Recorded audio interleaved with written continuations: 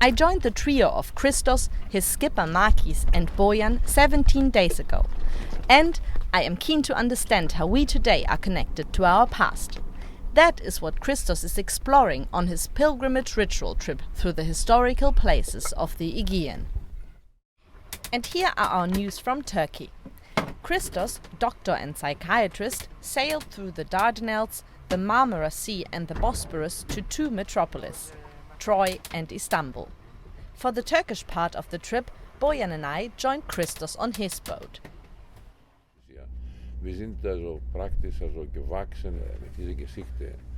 Christos grew up listening to Homer's description of the Trojan War, of Ulysses' cunning plan and the naivety of the Trojans in accepting the wooden horse as a present, which made them lose the war and their empire. A break in history, says Christos, cleverness winning over strength. Ich möchte lieber von offenen Kampf und ehrlichen Kampf. In his life, says the 84-year-old, he would rather have open, honest fights. But then again, the story of Troy tells us something about human nature. Weil so sind die Menschen. Wenn du das analysierst und das bringst du von damals bis heute, transferred to today, you will find people trying to win with unfair methods anywhere. One example are the Olympic Games. The best is supposed to win, but with athletes getting doped, fair play does not exist. Fair play, Christos points out, is a utopia, because absolutely fair and honest people do not exist. However, he hopes that one day, in evolution, this utopia will come true. Ehrlich und saubere Menschen und Städte gibt es nicht, aber ich wünsche, dass eines Tages so wird es sein. Çanakkale, Dardanelles ist die engste Stelle zwischen Europa und Kleinasien. In this Burg, da lebte eine. Once upon a time, where today is the Marmara Sea, there was solid land. Then came a flood and created the Dardanelles Strait, with the narrowest point between Europe and Asia, close to the city of Çanakkale. Here, Christos tells us, a beautiful story is set.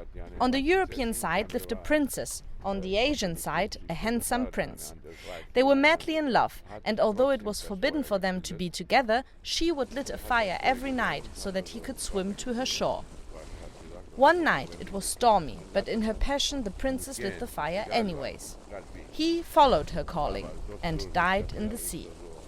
In the morning, when the princess found her dead lover, she went into the water and drowned herself.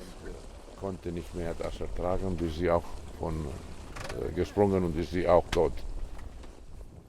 When the Roman Emperor Constantine the Great was looking for a new metropolis, he had to decide: Troy or Istanbul. He chose the latter, called it Constantinople, and made it the capital of the entire Roman Empire.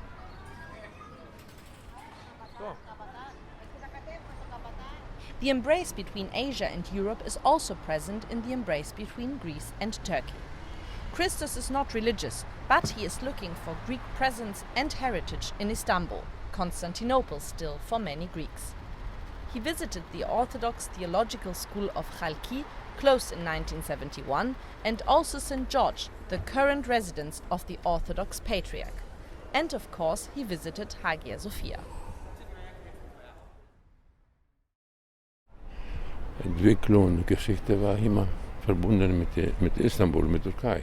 Istanbul has always been, Christos explains, part of Greek evolution. In ancient times, of course, but also because for more than 400 years Greece was under Turkish rule and the two nations had to get along somehow. The Turks granted the Greeks some freedoms, in religious terms for instance, so it was a peaceful coexistence until revolution and the struggle for independence. Und die Völker jetzt, also mit der Zeit, die fangen sich mehr Kontakt zu haben. Nowadays, however, we face challenges different from national ones. Christos is convinced that changes are slowly coming. Reason is prevailing because conditions are triggering a need for change. Thus, initiatives comes from the people.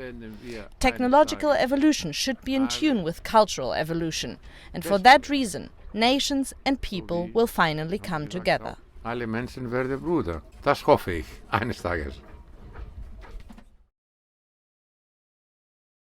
Nazif Asgahiri and Ozan Yilmaz were two more people we approached in Istanbul, and their stories of how Istanbul and especially the Bosporus is inspiring them are on the way.